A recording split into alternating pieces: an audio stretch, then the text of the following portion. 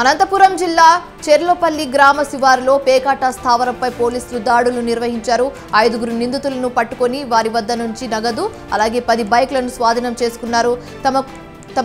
తమకున్న పక్క సమాచారంతో నిఘా వేసి రెడ్ హ్యాండెడ్ గా పట్టుకున్నట్లు ఎస్ఐ తెలిపారు. పరారీలో ఉన్న మరో 20 మందిపై కూడా కేసులు నమోదు చేశామన్నారు.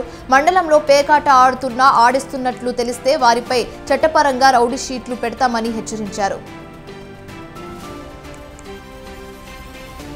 జనగామ జిల్లాలో మైనర్ బాలికపై క్యాటరింగ్ వర్కర్ లైంగిక వేధింపులు కలకలం రేపుతుంది. పాలకుర్తి మండలం కేంద్రంలోని సాంఘిక సంక్షేమ బాలిక గురుకుల పాఠశాలలో ఈ ఘటన వెలుగు చూసింది. గత నెల సెలవులపై ఇంటికి వచ్చిన బాలిక తిరిగి పాఠశాలకు వెళ్లకపోవడంతో తల్లిదండ్రులు ప్రశ్నించారు. దీంతో బాలిక పాఠశాలలోని క్యాటరింగ్ వర్కర్ తనను లైంగికంగా వేధిస్తున్నాడని చెప్పింది. అనంతరం స్థానిక పోలీస్ స్టేషన్లో పేరెంట్స్ ఫిర్యాదు చేశారు.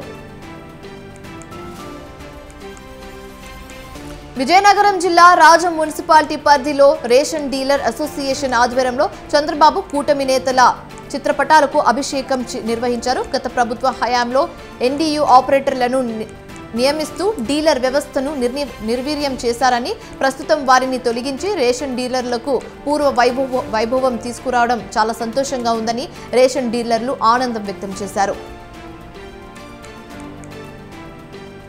ఉమ్మడి పశ్చిమ గోదావరి జిల్లా ఏలూరు నగరంలో ఇండోర్ స్టేడియం వద్ద హర్ ఘర్ తిరంగా ర్యాలీని జిల్లా కలెక్టర్ వెట్రి సిల్వి, జాయింట్ కలెక్టర్ పెద్దింటి ధాత్రిరెడ్డి ప్రారంభించారు. ప్రధాని మోదీ ఆదేశాలతో హర్ ఘర్ తిరంగా ర్యాలీని ఏర్పాటు చేశామని జిల్లా కలెక్టర్ తెలిపారు. విద్యార్థుల్లో దేశభక్తి నెలకొంటుందని చెప్పారు.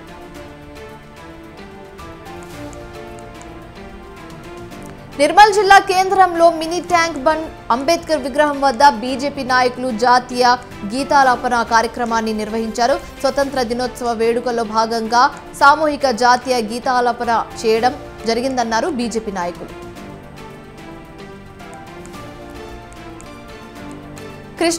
కృష్ణా జిల్లా మచిలీపట్నంలో పార్కింగ్ చేసిన లారీలో డీజిల్ చోరీ జరిగింది. డీజిల్ దొంగతనంపై చాలా సార్లు పోలీసులకు ఫిర్యాదు చేసినా ఎలాంటి చర్యలు తీసుకోలేదని లారీ డ్రైవర్లు ఆవేదన వ్యక్తం చేశారు.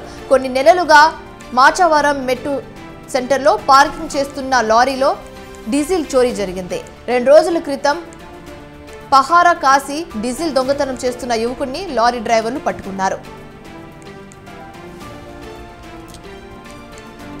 వికారాబాద్ జిల్లా పరిగిలో హిందూ సంఘాల ఆధ్వర్యంలో బంద్ స్వచ్ఛందంగా జరిగింది.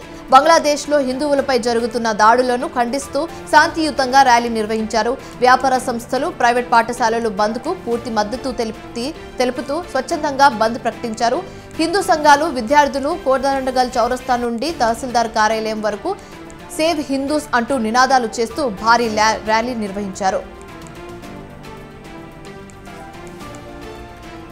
తుంగభద్ర డ్యాం నుండి వృధాగా పోతున్న నీటిని కుంటలకు, చెరువులకు మళ్లించి రైతుల సాగుకు అందేలా చర్యలు చేపట్టాలని సిపిఐ నాయకులు డిమాండ్ చేశారు. కర్నూలు జిల్లా ఎమ్మిగున్నూరులోని తుంగభద్ర ప్రాజెక్టు సబ్ డివిజన్ కార్యాలయం ముందు సిపిఐ నాయకులు ధర్నా చేపట్టారు.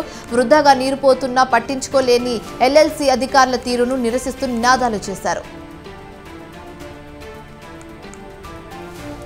మద్యం తాగి వాహనాలు నడిపితే జైలుకు వెళ్లడం ఖాయమని వేములవాడ ట్రాఫిక్ ఎస్ఐ శ్రీనివాస్ వాహనదారులను హెచ్చరించారు. జిల్లా ఎస్పీ అఖిల్ మహాజన్ ఆదేశాలతో పట్నంలోని ఆయా ప్రాంతాల్లో ఎస్ఐ శ్రీనివాస్ ఆధ్వర్యంలో ప్రత్యేక వాహన తనిఖీలు నిర్వహించారు. వాహనదారులు నిబంధనలు ఉల్లంఘిస్తే కఠిన చర్యలు తీసుకుంటామని హెచ్చరించారు.